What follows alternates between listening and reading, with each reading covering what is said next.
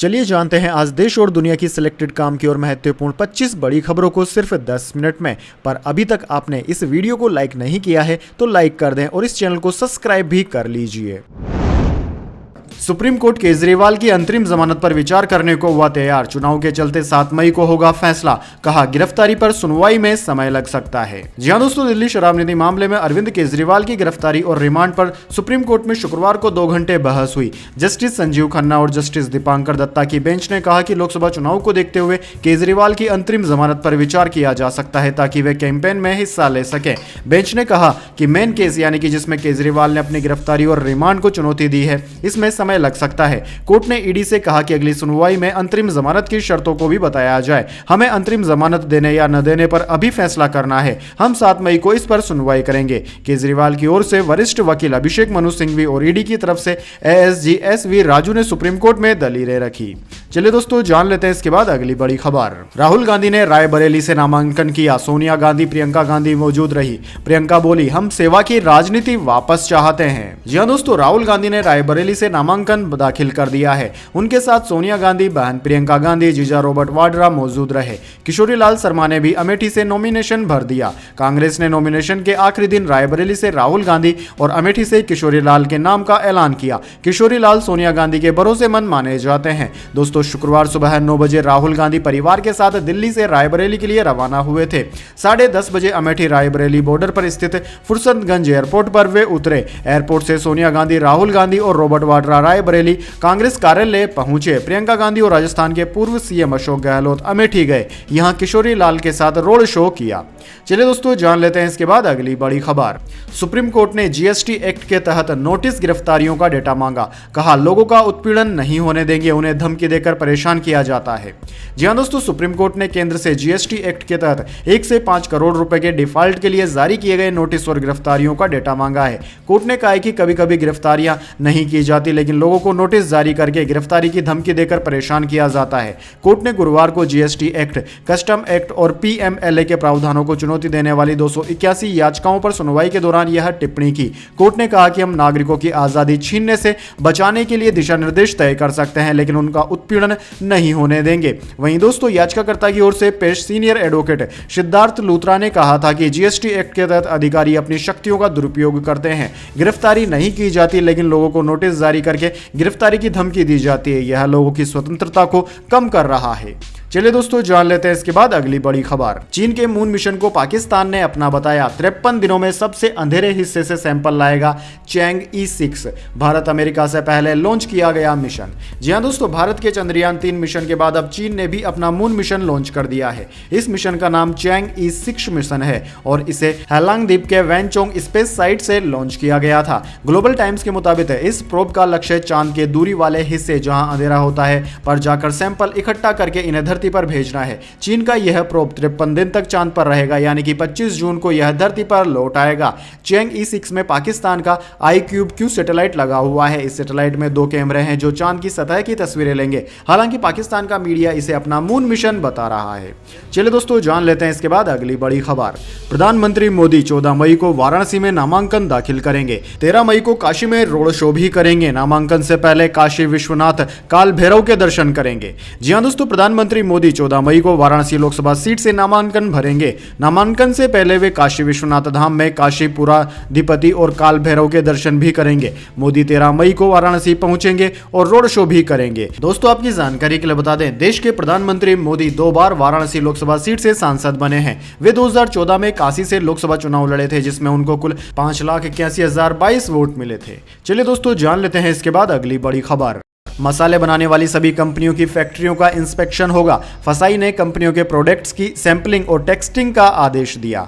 जी हां दोस्तों, भारत के फूड सेफ्टी रेगुलेटर ने अब एमडीएच और एवरेस्ट समेत सभी मसाला मिक्स बनाने वाली कंपनियों के प्रोडक्ट्स की टेस्टिंग और जांच के आदेश दे दिए हैं। गुरुवार को रेगुलेटर ने कहा है कि इस सेक्टर में जांच का दायरा बढ़ाया गया है, क्योंकि global regulators 2 popular local brands के प्रोडक्ट्स में पेस्टिसाइड एथिलीन ऑक्साइड की जांच कर रहे हैं। कंपनियों की मैन्युफैक्चरिंग यूनिट्स का इंस्पेक्शन, सैंपलिंग और टेस्टिंग टेस्टिंग का आदेश food safety and standard authority of India यानी कि फसाई ने अब अधिकारियों को लोकल और विदेशी बिक्री के लिए करी पाउडर और मिक्स्ड मसाला ब्लेड्स बनाने वाली कंपनियों पर नजर रखने को कहा है। इसके साथ ही सभी मसाला पाउडर बनाने वाली कंपनियों की मैन्युफैक्चरिंग यूनिट्स का इंस्पेक्शन, सैंपलिंग और टेस्टिंग करने का भी आदेश दिया है।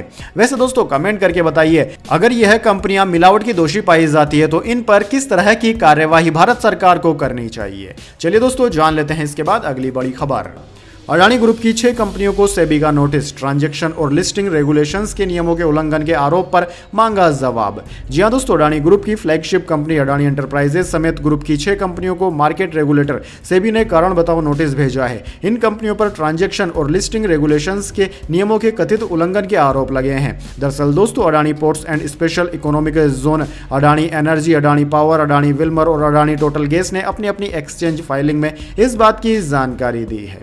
चलिए दोस्तों जान लेते हैं इसके बाद अगली बड़ी खबर। रोहित वेमुला दलित नहीं था, जाति का पता लगने के डर से किया आत्महत्या, पुलिस ने दाखिल की क्लोजर रिपोर्ट। जी हां दोस्तों, छात्र रोहित वेमुला की मौत के मामले में हैदराबाद पुलिस की ओर से जांच पूरी हो गई है। पुलिस ने तेलंगाना हाईकोर्ट में इस मामले में क्लोजर रिपोर्ट लगाई है, जिसमें बड़ी बात सामने आई है। दरअसल दोस्तों, मामले की जांच बंद करते हुए पुलिस की तरफ से तेलंगाना हाईकोर्ट में यह दावा किया गया है कि रोहित को यह पता था कि वह दलित नहीं था और जाति की पहचान उजागर होने के डर से उसने आत्महत्या कर ली थी। जनवरी 2016 में रोहित वेमुला की आत्महत्या से मौत के कारण विश्वविद्यालयों में दलित के खिलाफ भेदभाव को लेकर देशव्यापी विरोध प्रदर्शन शुरू हो गया था। चलिए दोस्तों जान लेते हैं इसके बाद अगली बड़ी खबर।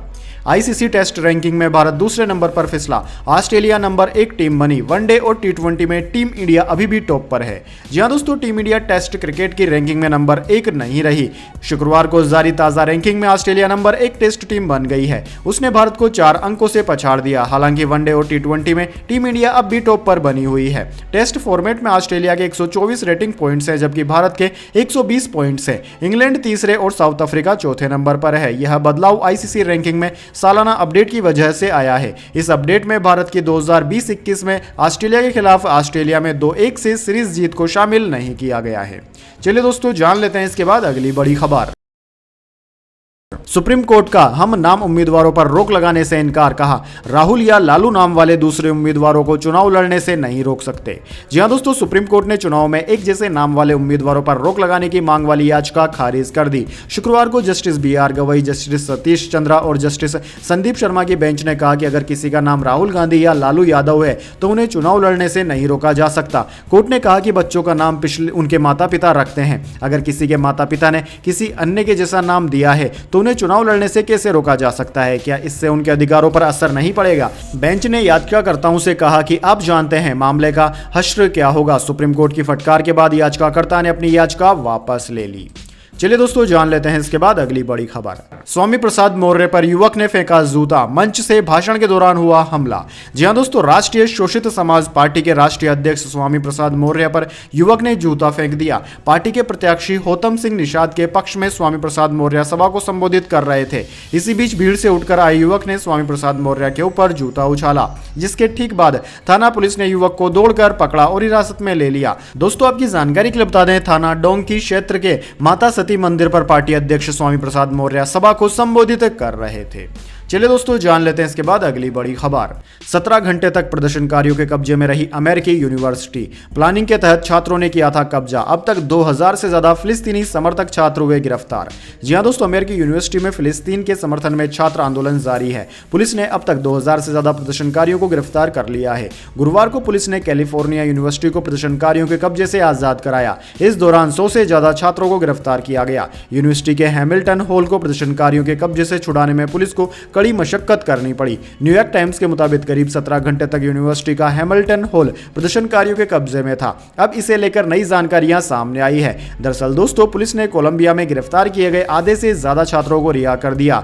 वहीं हैमिल्टन हॉल पर कब्जा करने के आरोप में 14 छात्रों को गिरफ्तार किया गया है।